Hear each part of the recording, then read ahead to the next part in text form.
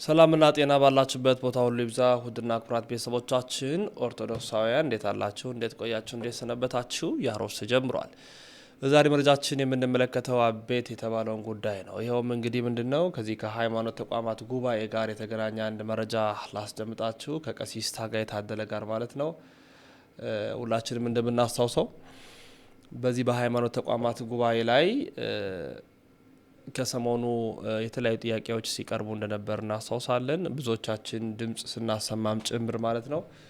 ይሄውም እንግዲህ አንዲት ሴት ስዕለ አድኅኖ ቅዱስ ስዕል መቅደዷ የሚታወስ ነው። ይህንን ተከትሎ በጣም ተደጋጋሚ የሆኑ ድምጸቶች፣ ተደጋጋሚ የሆኑ ጩኸቶች፣ ተደጋጋሚ የሆኑ ጥሪዎች ሲቀርቡ ነበረ። ለምንድን ነው የሃይማኖት ተቋማት ጉባኤ መልስ የማይሰጠው? ሃይማኖትን ከሃይማኖት የሚያጋጩ ነገሮች ላይ ለምን ዝምታን ይመርጣል? ለምን አይናገርም? እንደ ሀገራችን ኢትዮጵያ የሃይማኖት ተቋማት ጉባኤ ያለ ካልን እንዲህ አይነት ነገሮች ላይ ትኩረት ሰጥቶ ለምን መግለጫዎችን አያወጣም?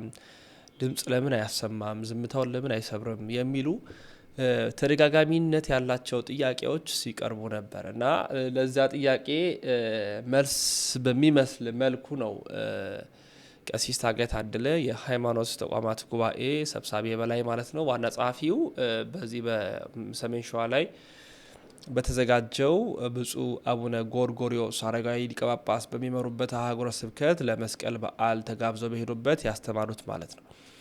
ስለዚህ በአስተምህሮታቸው ላይ እንግዲህ ማንም በየቤቱ ስልኩን ከፍቶ ለሚሰራው ነገር የሃይማኖት ተቋማት ጉባኤ ተነስቶ መግለጫ አይሰጥም፣ መግለጫ ልንሰጥም አንችልም በሚል ተናግረዋል። ምክንያቱም ግለሰብን ከሃይማኖት ለዩ።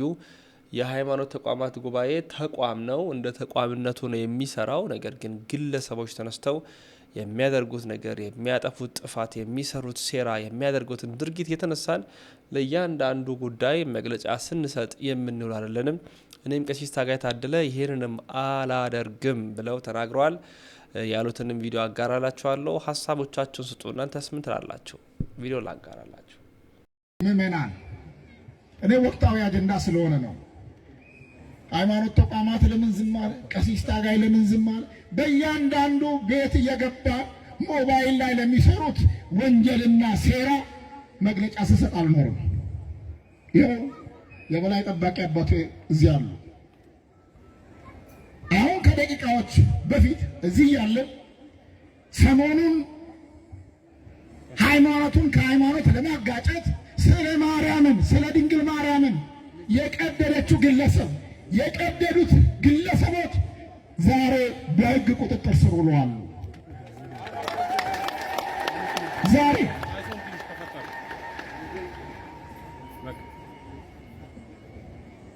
እኛ የሰዎች እስራት ደስ አያሰኝም።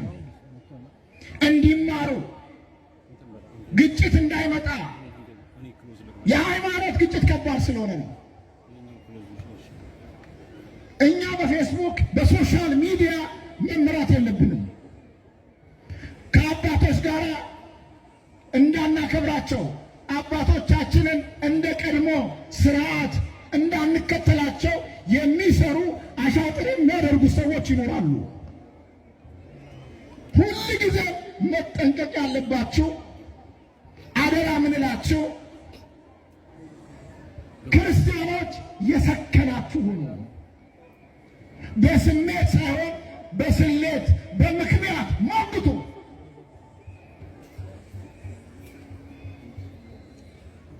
በዚህ ምድር ላይ ማናችንም ሺህ ዓመት አንኖርም። የሰውን ሃይማኖት አክብሩ፣ የራሳችሁንም አስከብሩ። የማንንም አትንቀፉ። ስንከባበር ያምርብናል። አባቶቻችን ሙስሊሞች ለቤተ ክርስቲያን ቦታ በመስጠት ቤተ ክርስቲያን በመስጠት ታሪክ ሰርተዋል። ክርስቲያኖች ለመስጊድ ቦታ በመስጠት መስጊድ በመገንባት ታሪክ ሰርተዋል። በእኛ ዘመን ይህ ለምን ማረጋጋት? ለምን አቃተ? መስራት ቢያቅተን ማስከበር ለምን አልቻለም? ከሃይማኖት ብሽሽቅ እንውጣ። ማንም በሕገ መንግስቱ የተሰጠው የማመን ነፃነቱን ይተግብር፣ የማምለክ ነፃነቱን፣ የመከተል ነፃነቱን ያክብር፣ ያስከብር። ከዛ ውጪ ከብሽሽቅ አንዱን ሃይማኖት ፎሎወርስም ተከታይ አሁን እዚህ ዩቲዩቦች አሉ እየተባለ ነው። እንጀራችሁ ነው መቼስ ምንም አላረገም። ግን በሰው ደም እንዳትቀልዱ። እንጀራ በሰው ደም ውስጥ በሰው መጠፋፋት ውስጥ የሚገኝ እንጀራ ቢቀርባችሁ ይሻላል። አሁን በእርግጠኝነት ከዚህ ሲወጣ ምን እንደሚባል አውቀዋለሁ። ምን ሊሉ እንደምትችሉ ይገባኛል። ቀሲስ ታጋይ አዳማ ላይ ይሄን አሉ ትላላችሁ፣ ከአንዱ ቆርጣችሁ ከአንዱ ትሰካላችሁ። እኔ ለዘመኑ ሶሻል ሚዲያ ተጠቃሚዎች እባካችሁ የሰው ደም በእጃችሁ ነው ያለው። አደራ ማንም ከመጠየቅ ደግሞ በዚህ ምድር ላይ ከሕግ በላይ አይደላችሁ። ማናችሁ ማንም ኦርቶዶክስ ውስጥ ያለ ይጠየቃል፣ ፕሮቴስታንት ውስጥ ያለ ይጠየቃል፣ ሙስሊም ውስጥ ያለው ይጠየቃል። ክብር ይግባውና እርቃኑን ተሰቅሎ እኛን የጸጋ ልብስ አጎናጸፈን። እርሱ አርምሞ ዝም ብሎ በሚሸልቱት በአራጆቹ ፊት ዝቅ ብሎ እኛ እንድንናገር ዛሬ ያደረገን ክብር ይግባው።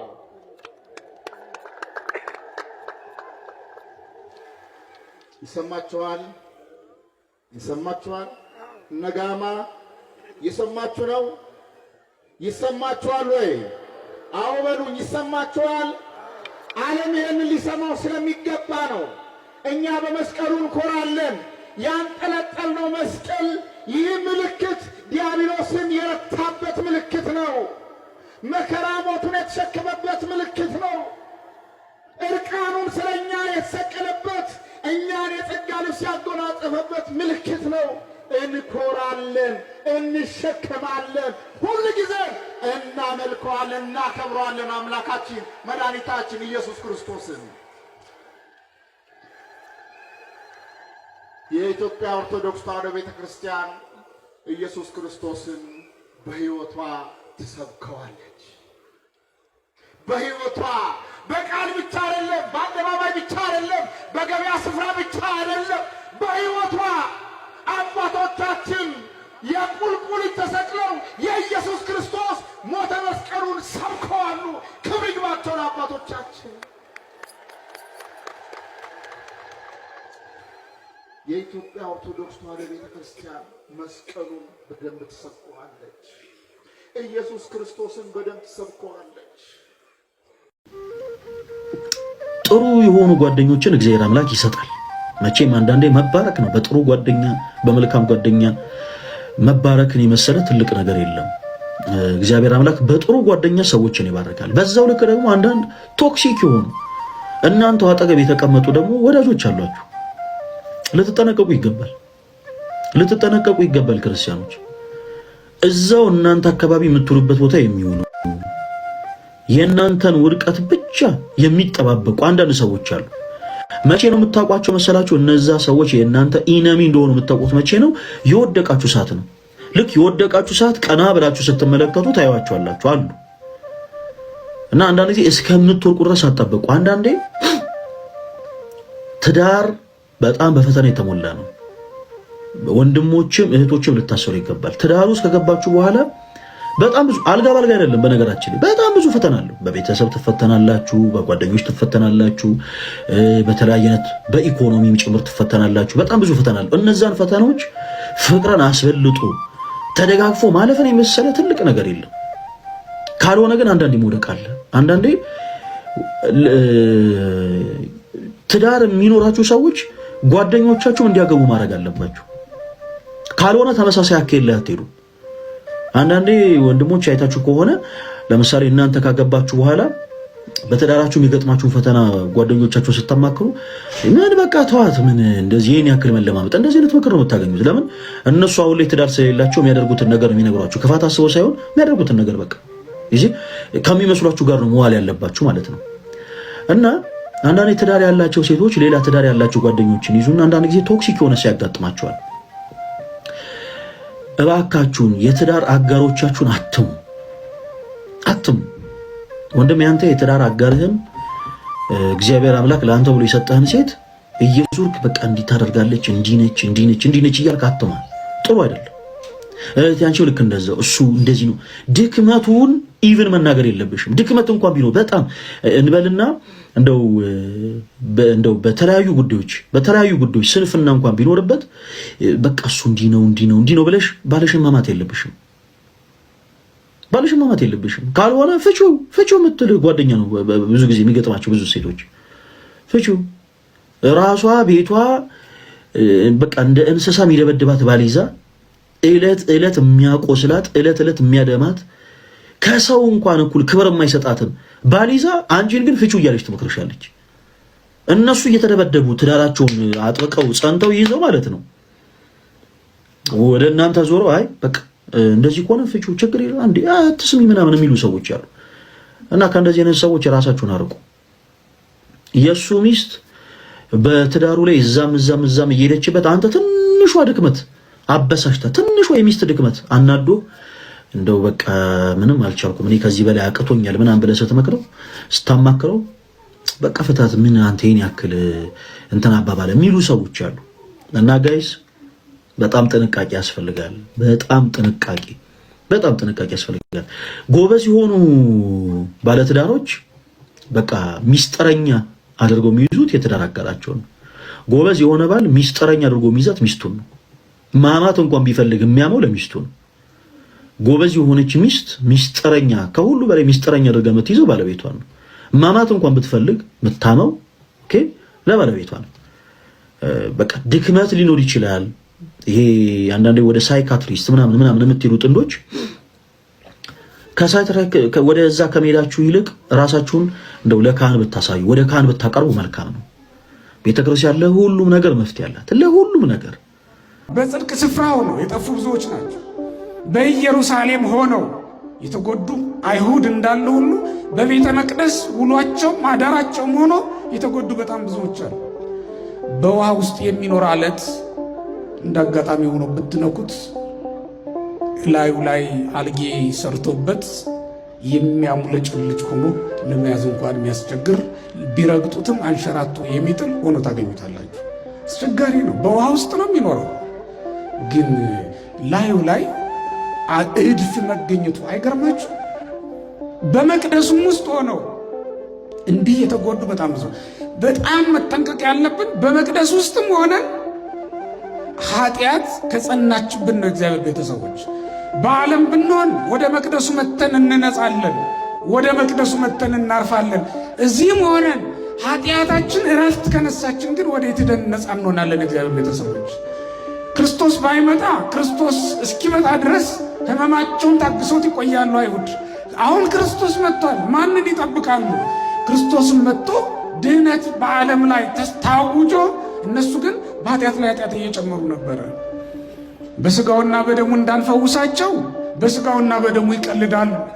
ጸሎት እንዳይደረግላቸው በጸሎት ማመንትታ በጸበልም እንዳናድናቸው በጸበሉም ይቀልዳሉ፣ በጸበልም ይነግዳሉ። አሁን እነዚህን ሰዎች ወዴት ወስዶ ማዳን ይቻላል? ክርስቲያኖች በቃል እግዚአብሔር እንዳንመልሳቸው ቃል እግዚአብሔሩን ተላምደውታል። ይሄ ከባድ ነው። እያንዳንዳችንን ሕይወት እንመልከት። የእግዚአብሔር ቤተሰቦች ብዙዎቻችን የተሻለ ትርፍ ማግኘት የሚቻልበት ቦታ ላይ ሆነን ትንሹን ትርፍ ለማግኘት እንደሚተጋ ነጋዴ ሆነናል። ክርስቲያኖች በወርቅ መነገድ እየተቻለ በብር መነገድ የሚፈልግ ሞኝ አለ እንዴ? በብር መነገድ እየተቻለ በሸክላ መነገድ የሚፈልጋለ እንዴ? ወርዶ ወደታች። እኛ እንደዛ ነው የሆነው። ጽድቅን መግዛት የሚቻልበት ስፍራ ላይ ሆነን ጽድቅን እያጣን ያለን በየዕለቱ በጣም ብዙዎች ነን። ጽድቅን እየሰበክን ጽድቅን ማናውቅ ሰዎች ልንኖር እንችላለን። ዕለት ዕለት እግዚአብሔር ሰዎችን ጻድቅ አድርጎ በሚመልስበት ስፍራ ላይ ቆመን ሳንፈወስ የተመለስን ብዙዎች ነን። እንደዚያ ፈሪሳዊና ቀራጭ በሉቃስ ምዕራፍ 18 ላይ የተጻፈው ፈሪሳዊና ቀራጩ። ፈሪሳዊው በጽድቁ ስፍራ ቆሞ የሚያጸድቅ ሳይሆን መቅሰፍት የሚያመጣ ንግግር ይናገር ነበር። ቀራጩ ደግሞ እዚያ ቦታ ላይ ቆሞ ደረቱን እየደቃ ለዚህ ቦታ ያልተገባውን የና ኃጢአተኛውን ይቅር በለኝ እያለ ስለ ኃጢአቱ ይናዘዝ ነበር። ፈሪሳዊው አኩተከ እግዚኦ ዘይረሰከኒ ከመዝንቱ መጸባዊ ይላል። እንደዚህ ቀራጭ ስላላደረከኝ አመሰግናለሁ። ቀራጩ ግን ከራሱ ኃጢአት በስተቀር የሌላውን ኃጢአት አይመለከትም ነበር። መዳን የሚሰጥ ለእንደዚህ አይነት ሰዎች ነው ክርስቲያኖች። እግዚአብሔር በሁለቱም መካከል ዳኛ ነው። ለማን ይፈርዳል? ጸድቆ ተመለሰ የተባለው ኃጢአቱን የተናዘዘው ሰው ነው። ክርስቲያኖች ያ ፈሪሳዊ ቃል እግዚአብሔር ጎድሎት ነው እንዳትሉት የተማረ ነው፣ ምሁረ ኦሪት ነው። ለእግዚአብሔር ቤት እንግዳ ነው እንዳትሉት አገልጋይ ነው፣ እዛው የተሾመ ነው። አሁን ይሄ ሰው እንደገና ኃጢአትን ጨምሮ ተመለሰ። ደዌ ጸንቶበት ነው የወጣው። ባልንጀራው ግን ጸድቆ ተመለሰ ይላል። ወገኖች እዚህ በሰንበት ትምህርት ቤት እያገለገልን እድሜያችንን እዚህ እየኖርን እዚህ በዝማሬ እየኖርን እዚህ በስብከት እየኖርን እዚህ በቁርባን እየኖርን ከዓለም የመጡ ሰዎች እንዳይቀድሙን መጠንቀቅ ይኖርብናል። ከዓለም መጥተው ቀድመውንም ይጸድቋል። ኃጢአታቸውን መናዘዝ የተሰጣቸው፣ ስለ ኃጢአታቸው ማንባት ስቅስቅ ብሎ ማልቀስ የተቻላቸው ምንደቃ ለሞቱ ወገኖቻችን ለጎደለ ሆዳችን ሊሆን ይችላል። እነሱ ግን ለጎደለች ሕይወታቸው፣ ለተራቆተች ነፍሳቸው፣ ለተራበች ሕይወታቸው ያዝናሉ፣ ያለቅሳሉ፣ ደረታቸውን ይመታሉ። ገንዘብ አላቸው፣ ግን ጽድቅን ተርበው ዕለት ዕለት መድኃኔ ዓለም ደጅ ላይ እጃቸውን ዘርግተው ጽድቅን በእንተ ማርያም ብለው ይለምናሉ። እኛ ጽድቅን ረግጠን እናልፋለን። ሁልጊዜ ጽድቅን እየረገጥን እንደ ዳውጃ እናልፋለን። በጽድቅ ስፍራ ሆኖ መጎዳት ማለት አይደለም። ክርስቲያኖች አንዳንዶቻችን በጣም ሞኞች ነን። ልመናችን ራሱ የሞኝ ልመና ነው፣ የግብዝ ልመና ነው፣ የግብዝ ጸሎት ነው። ያ በሽተኛ ሰው ያለውን ስሙት። የዮሐንስ ወንጌል ምዕራፍ 5 ላይ ያለው መጻጉዕ መድኃኒታችን ኢየሱስ ክርስቶስ ወደ እሱ ቀረበና ልትድን ትወዳለህን ብሎ ጠየቀው። እሱ ግን ምን አለ? አዎ መዳንም ማፈልግ ነበር፣ ነገር ግን ወደ ውሃው ማን ያወርደኛል አለ። እውነት ለመናገር ከውሃው ይልቅ የሚፈውሰው ዓለምን የሚፈውስ በአንድ ጊዜ ውሃውስ በሳምንት አንድ ቀን አንድ ድዊ ነው የሚፈውሰው። የተሻለው መድኃኒት ፊቱ ላይ ቆሙለት ነበር። እሱ ግን የለመነው በሳምንት አንድ ቀን ውሃው ሲባረክ ወደ ውሃው አውርዶ እንዲያስጠምቀው ነበር የለመነው። የተሻለው ፈውስ እጃችን ላይ ያለ አጠገባችን ላይ ያለ ትንሹን እየለመን ያለን ሰዎች እኮ አለ። አሁን በሆነ ልመናችሁን አስተካክሉ ክርስቲያኖች። ስለዚህ ዓለም አይደለም መለመን። የዕለት እንጀራ ምድራዊውን ጉዳይ አይደለም ማቅረብ ያለበት። መድኃኔ ዓለም የሰማዩን ሳይቀር ሊሰጣችሁ ነው የተዘጋጀው። መንግስቱን የዕለት እንጀራ ይገርማችኋል እንዴ? መንግስቱን ሊያካፍላችሁ እኮ ነው የጠራችሁ። ርስት ሊያወርሳችሁ እኮ ነው የጠራችሁ ክርስቲያኖች። ይህን ምድራዊውን ቤት ዘግታችሁት የምትሄዱትን በልማት ምክንያት የሚፈርሱባችሁን ቤት ነው እንደሚገርማችሁ። ርስት ሊያወርሳችሁ እኮ ነው የጠራችሁ። ልመናችሁን አስተካክሉ። ትልቁን ለምኑ፣ ትልቁን ተመኙ። መድኃኔዓለም ፊት ቆሞ ትንሽ ልመና ይዞ መቅረብ ምን ማለት ነው? እንዴት ያለ አለማየት ነው? እያዩ አለማየት ማለት ይሄ ነው። በእርግጥም ክርስቶስ የመጣው የሚያዩት እንዳያዩ የማያዩት ደግሞ እንዳያዩ ነው። በማቴዎስ ወንጌል ምዕራፍ 13 ቁጥር 13 የዛሬ መረጃዎቻችን ይህን ይመስላሉ። መረጃው ለመላው ዓለም እንዲዳረስ ላይክና ሼር ማድረጋችሁ እንዳይዘነጋ።